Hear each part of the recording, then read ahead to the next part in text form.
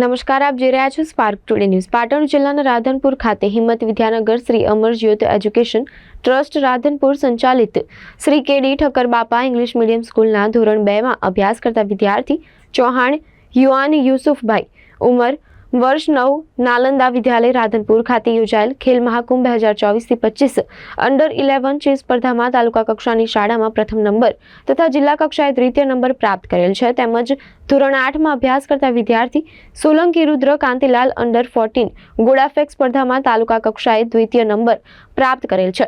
ટ્રસ્ટના પ્રમુખ શ્રી ડોક્ટર મહેશભાઈ Mulani, managing trustee Raichandbhai Thakkar તથા ટ્રસ્ટી શ્રીમતી કૃષ્ણાબેન મુલાણી, શાળાના સુપરવાઇઝર શ્રીમતી આકાંક્ષા શ્રીવાસ્તવે અભિનંદન પાઠવ્યા હતા।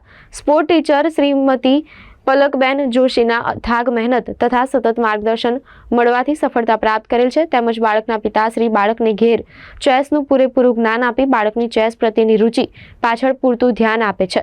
ટ્રસ્ટી કૃષ્ણાબેન મુલાણીએ બાળકો ઉત્તરોત્તર પ્રગતિ કરે અને ટ્રસ્ટીય અને રાષ્ટ્રીય કક્ષાએ રમે તેવી શુભકામનાઓ પાઠવી હતી। મારું નામ યુવાન યુસુફભાઈ ચૌહાણ છે। હું નાલંદામાં ચેસ રમવા ગયો હતો। તાલુકામાં હું ફર્સ્ટ નંબર આવ્યો। મને મારા પપ્પાએ શીખવાડ્યું હતું જિલ્લા કક્ષાએ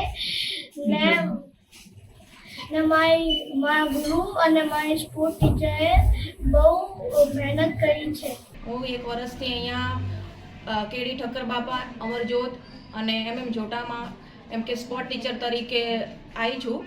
પછી એના પછી ઘણી બધી મહેનતો કરી છે અને આગળ તાલુકા લેવલે એક પહોંચ્યા છે। કબડ્ડી, ખોખો દરેક ગેમમાં અમે વિવિધ ગેમોમાં અલગ અલગ જગ્યાએ અમારા છોકરાએ સારું પ્રદર્શન આપ્યું છે કે આ વખતે ખેલ મહાકુંભ 0.3માં અમારે કેડી ઠક્કર બાપામાંથી યુવાન ચૌહાણ જે ચેસમાં તાલુકા લેવલે પ્રથમ નંબર આવ્યો છે। પછી જિલ્લા કક્ષાએ ત્યાં નાલંદા વિદ્યાલયમાં જ તેનું આયોજન થયું હતું, તેમાં એ સેકન્ડ નંબરે આવ્યો છે અને હવે આશા કરીએ છીએ કે થોડી એને આગળ જવામાં તક મળે અને અમારું પૂરેપૂરું પ્રોત્સાહન છે। આ સિવાય ખેલ મહાકુંભમાં અમારે ત્યાંથી કેડી ઠક્કર બાબામાંથી એક છોકરો રુદ્રસિંહ છે જે ગોળાફેંકમાં પણ સેકન્ડ નંબરે આવ્યો છે। તેને જિલ્લા કક્ષાએ 1 તારીખે પાટણ જવાનું છે।